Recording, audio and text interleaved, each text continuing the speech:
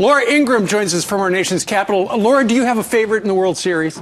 I got to go for the Mets. Yeah. Thank you. I got to be Mets. I was a Yankees fan growing up, although I lived outside of Hartford, so all the Red Sox people hated me. But as you know, Kilmeade, Bucky Dent and I, it was Greg Nettles, Bucky Dent. That was the era of baseball that I loved.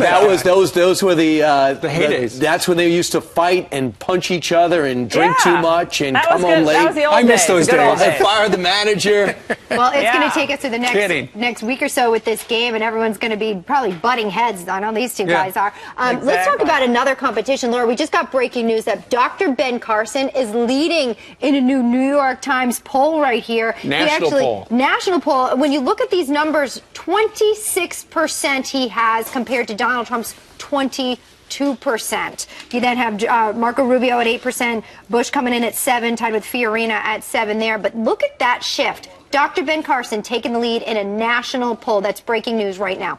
Yeah, I think it's important for everybody to note that the establishment's second pick, if Jeb doesn't manage to pick up some steam pretty quickly, is Marco Rubio.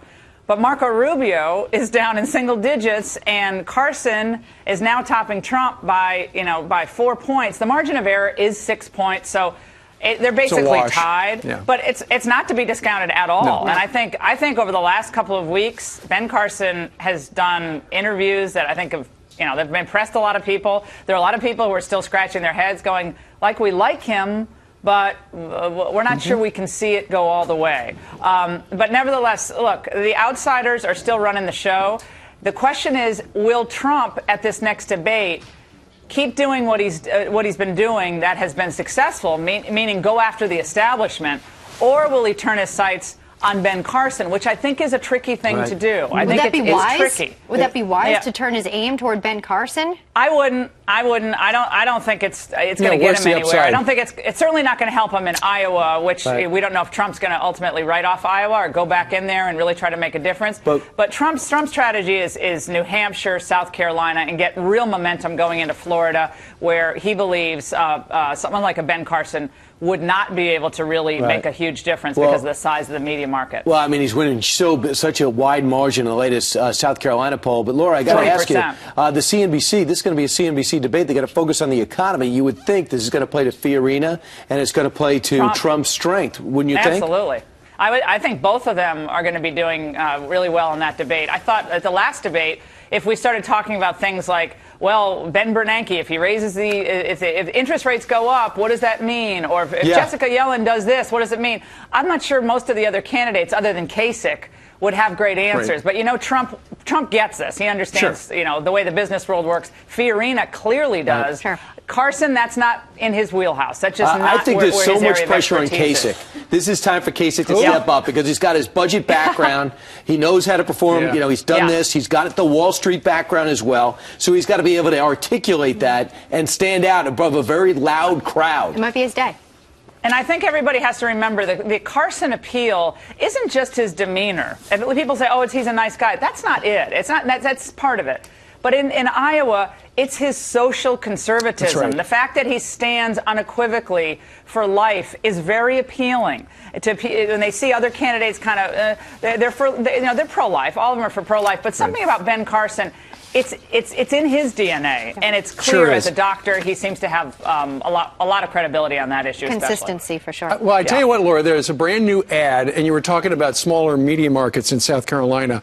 Ben Carson has put up an ad. It wasn't supposed to run, but it did apparently a couple of times in South Carolina. It is a 30-second ad, and you know what?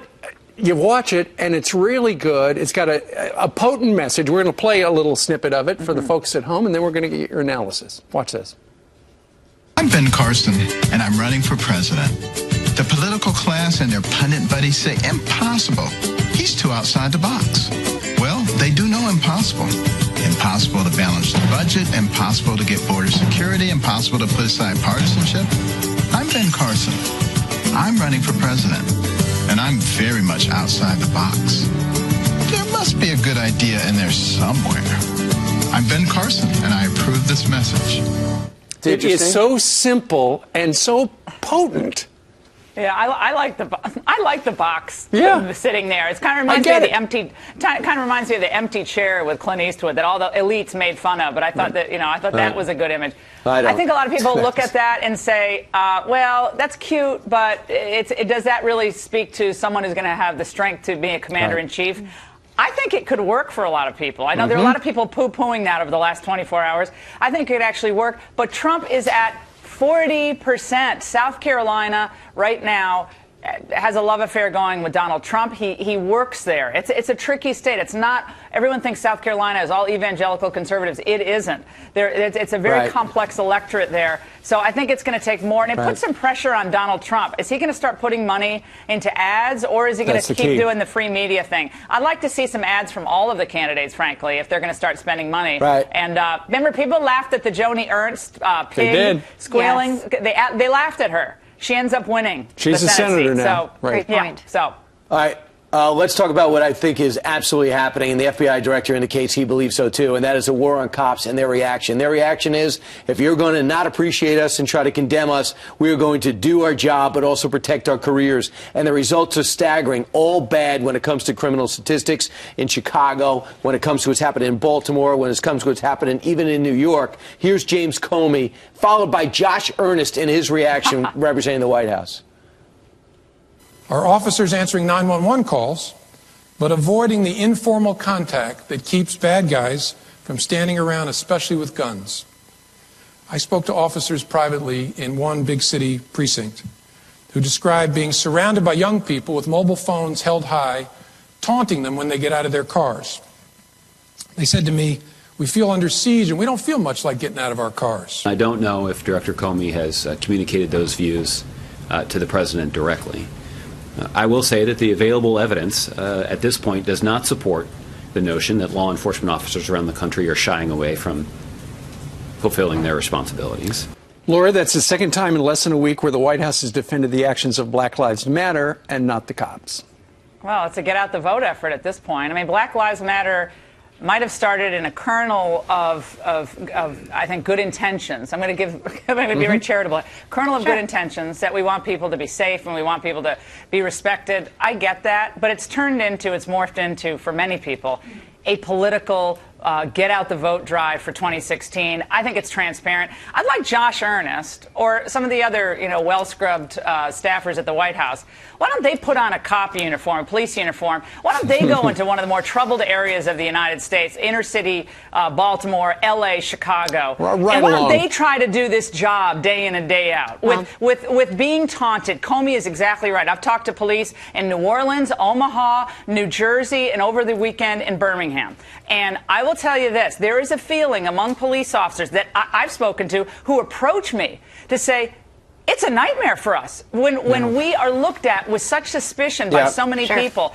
We all go up to them and say, thank you for what you're doing, and they do appreciate it. But there are a lot of good cops out there. They are so tired of this game that's being run in Washington, D.C., and it hurts black people and Hispanics and poor folks all over this country more than any of the elites who are trying to breathe life into this. Without a doubt, that's exactly what the director of the FBI said. He's concerned about absolutely right. Young men of color dying at rates that just are unfathomable. David Clark on Hannity last night, Elisabeth. Sheriff Clark said 93% of all black violent crimes, murders, are committed, sadly, by other African Americans. There's a fraction of 1% of deaths caused by police officers in some type of altercation. We have a spiritual renewal that is needed in the United States, and a family renewal. Maybe we'll start today with the president in Chicago. President's in Chicago, where homicide rates are up 19%, gun-related crimes up 18%. All right, Laura, you've got to go do a radio show here in about 45 minutes and go run Life Zet. Thank you very much for joining us live. See you guys.